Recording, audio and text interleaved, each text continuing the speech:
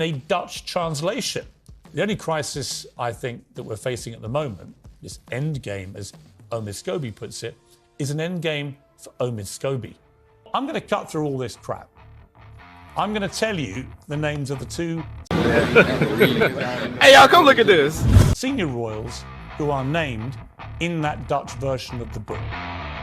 Good evening from London. Welcome to Piers Morgan Uncensored. 2.5 years ago, the Duke and Duchess of Sussex sat down with Oprah Winfrey to air a slew of grievances and claims about the royal family that they had deserted.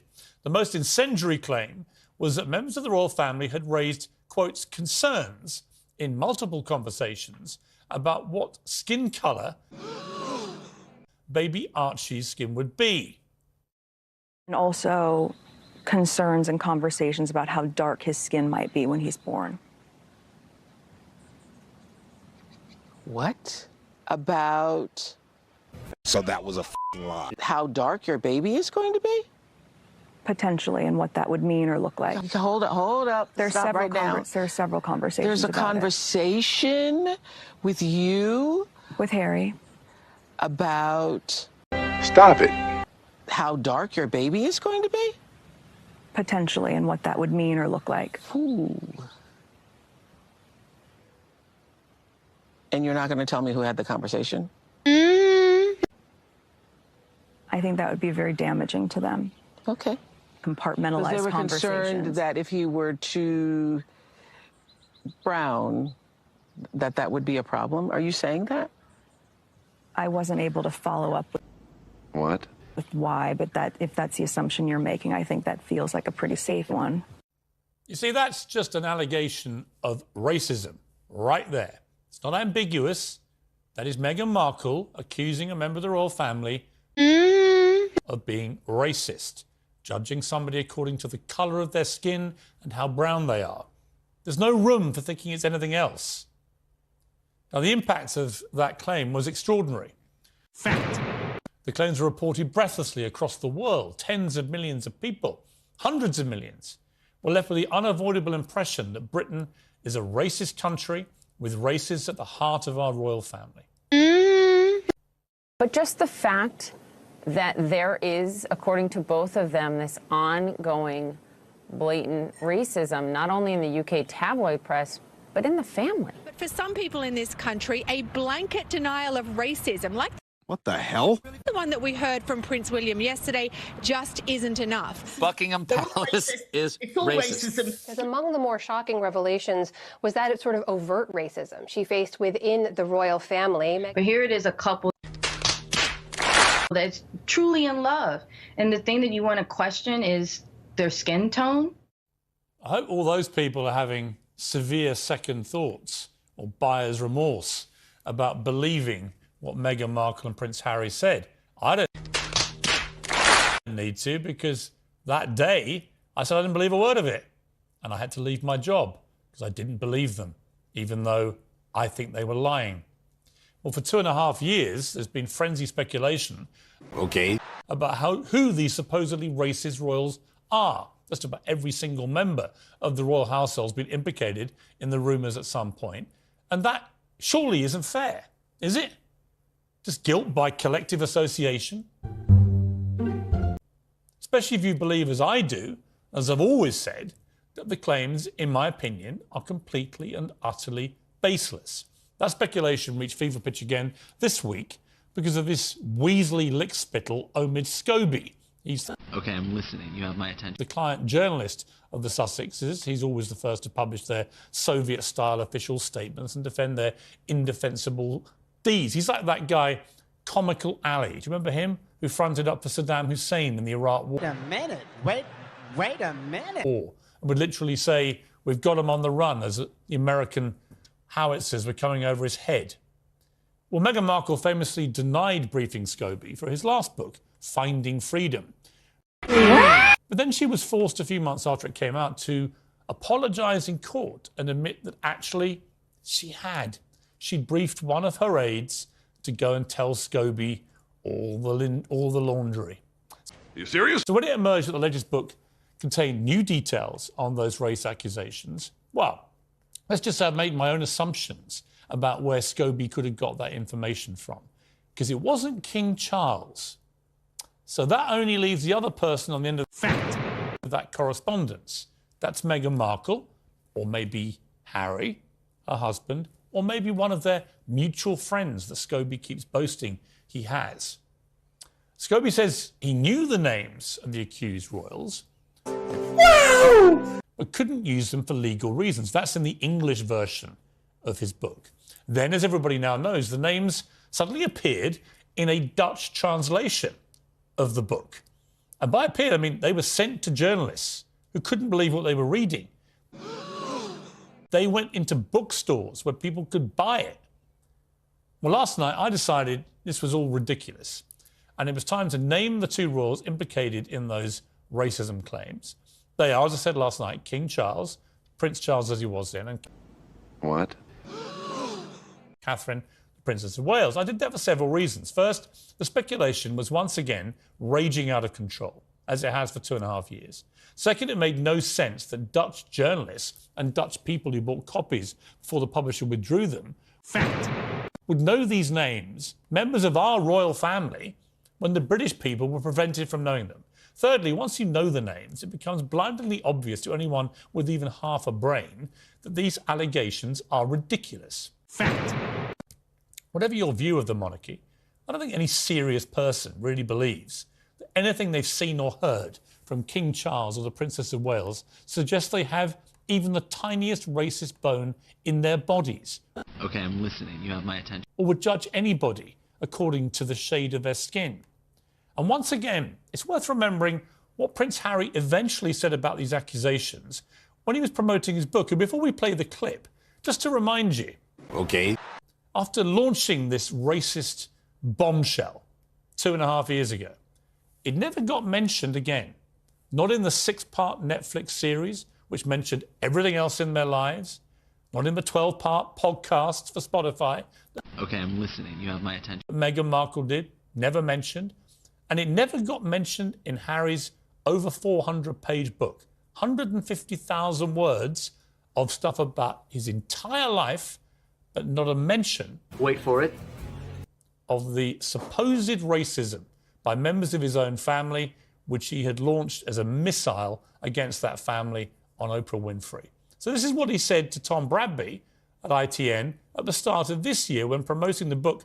Are you serious? Where he didn't mention it. In the Oprah interview, you accuse members of your family of racism. You don't even... No, we didn't. Well, of... The British press said that. Right. Did Meghan ever mention that they're racist? She said there were troubling comments about There was skin concern colour. about his skin colour. Right. Wouldn't you describe that as essentially racist? I wouldn't, not having lived within that family. God, he's such a dimwit, isn't he? What? He's just dim as ditch water. He literally thinks we're going to watch the clips back from Oprah and not think that she was saying that the royal family had been racist. How dumb does he think we are? So Harry performs this dramatic U-turn. Oh, we never meant to suggest they were racist. It was the terrible British press. They were the ones who said it was racism. We just meant unconscious bias. You know what that's become a euphemism for? We actually haven't got any evidence of someone being racist. We just think it's kind of unconscious, on the sly, right? It's kind of there, but we can't prove it. It's like we think they might be. Yeah, not good enough. Not when it comes to members of the royal family, whose reputations are on a global stage. So why should I stand back and let a proven liar like Omid Scobie, a man who claims in this book as a fact... Wait for it. ...that I have regular phone chats with Queen Camilla? Regular.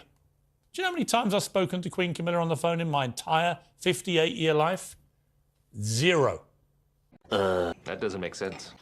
Not once. It's not just not regular. It's never happened. We've never had a phone chat. So he's a liar. And he lied again about when apparently I called Meghan Markle Princess Pinocchio on that. Katie, why do you hate Meghan so much? What has she ever done to you? Everything. It's my royal family. This is my country. Prince Harry is my Prince Harry. Oh, my. So you're jealous? I'm not jealous of Meghan. Who wants to be Meghan Markle? Like, I'm unpopular. I'm known as the biggest bitch in Britain. The only person in Britain who's more unpopular than me, Meghan Markle. I don't think that's right. I think that's true. Katie is nothing if not outspoken, but she genuinely believes the future of the royal family is at stake unless Meghan Markle is banished forthwith. What? Meghan Markle is the biggest hypocrite there is. What does Meghan Markle do? Oh, we've got to save the planet, save the planet. Oh, do one good thing every day. Oh, blah, blah, blah, blah. Then what does she do? Get on 4 private flights to wherever land at £400,000 a week hire, and then uses up half the CO2 emissions that anyone else might have had. It's pure hypocrisy. And what is she really? She's a no one. Damn! She's a divorcee. When did we want a divorcee in the royal family? She wears bad clothes. When did we ask for that? We've just got so much better of our own. Come on now, dog. Strong words, maybe some embellishment, but here in Britain, it's backed up by Meghan's disapproval ratings. A recent survey found the Duchess divisive and ranked her the second most disliked female royal after Camilla. There were knackered old skeptics like me, old haggard women going, oh, that doesn't look very good. And then sort of the young, beautiful people going, oh, we love her social media. Oh, fabulous, fabulous Beyonce. Women. That's the split. And the haggard ones have got even more entrenched in their hatred. And I think even the young ones are sceptical because Prince Harry's lost all of his va-va-voom. What the fuck? What irks Katie is the damage she thinks Meghan is causing to Harry's reputation. Maybe Harry doesn't give a stuff when anyone thinks he's just chosen someone for himself, and maybe he's sick of the media, and maybe he doesn't like people like you having a running commentary on his life. It is his life. Yes, exactly. Sort of, but then again, I just paid £2.3 million as a taxpayer in order to redevelop Frogmere Cottage for him and his wife. I just paid for his wife to sit in the royal box at Wimbledon. That went well. Yeah, that was splendid. She wouldn't let anyone take a photograph of herself and asked to be sat alone. So give and take, go leave the royal family, abdicate, whoop, whoop, off you go. My concern about Meghan is that she's allowing her PR to be driven from America. So her American friends, her American court, as you will, Oprah, George Clooney, Amal Clooney, Serena Williams, all standing up for her, which is good. Okay. But it's from the perspective of America as opposed to the perspective of Britain. Andrew Morton famously wrote a bestseller about Harry's mum, Princess Diana. And in Meghan Markle, he sees history repeating itself. How? How did they think that was okay to even put it in the game? I remember Princess Diana. She was called the fairy tale princess when she first married Prince Charles. Within a year, she's been called a fiend and a monster because a lot of members of staff, bodyguards, valet, private secretaries had left. Fergie, Duchess of York, starts off as a breath of fresh air, great friend of the Queen, goes carriage driving, goes horse riding with the Queen and Prince Philip. And then within a matter of months, she's dubbed Freebie Fergie because she asked for a discount on a kitchen. That doesn't make sense. So, this is what's happened. As colourful as the British royal family's always been, their whiteness has dominated.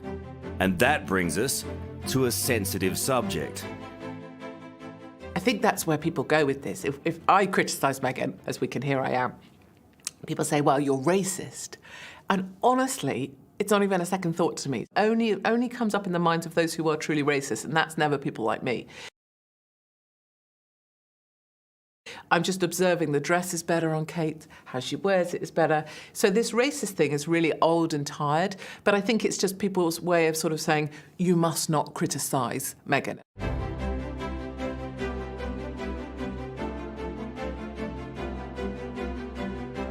I think the whole racial question is entirely misleading. It's irrelevant. Okay, I'm listening. You have my attention. And I would warn against anybody taking that line as any sort of explanation as to why Meghan sometimes doesn't get the press she necessarily wants. Even Prince Harry played the racism card to an extent. Yeah, and I advised strongly against him doing that. Did you? Yeah. So that was a f***ing lie. If you take that point of view, then you're going to miss perhaps some more